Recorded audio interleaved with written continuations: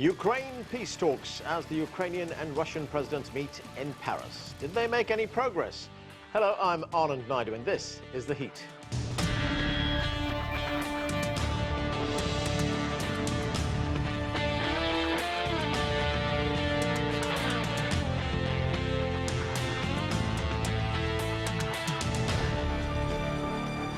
A war in the eastern part of Ukraine that started in 2014 and that has killed more than 13,000 people continues to cause tensions between Ukraine and Russia.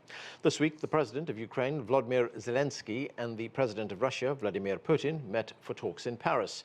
The president of France, Emmanuel Macron, and the German Chancellor, Angela Merkel, also took part in the discussions.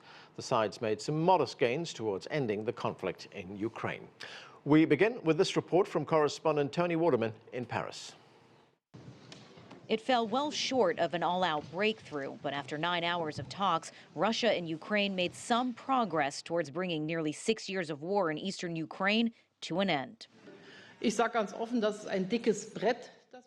I say very openly we have a lot of work to do, but my feeling from this meeting here today is that there is goodwill to resolve difficult questions. The two sides agreed to implement a complete ceasefire and prisoner swap by the end of the year and to withdraw troops from 3 additional locations. But they failed to resolve crucial issues like when Ukraine will regain control of its borders or when local elections will take place in the Donbas region. Today, I insisted on the necessity of full renewal of control over the state border by Ukraine. I'm confident we will get back to resolving this issue at the next meeting in Normandy format in 4 months. The biggest stumbling block is over the sequence of events. Zelensky wants elections to be held only after Ukraine has regained control of its territory. Putin wants the exact opposite. He also wants Ukraine to change its constitution to ensure that the Donbas region receives a permanent form of autonomy.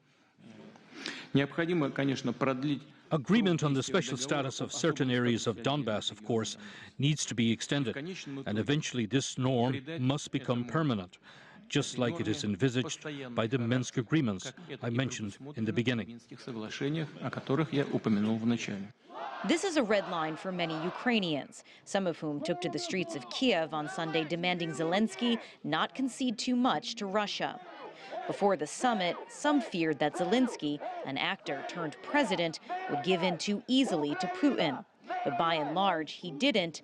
But the hardest decisions are yet to come. These talks don't end here in Paris. Officials on all sides are going to continue negotiations over the next several months as they try to come up with solutions that work for all parties. They have agreed to meet again in 4 months. Toni Waterman, CGTN, Paris.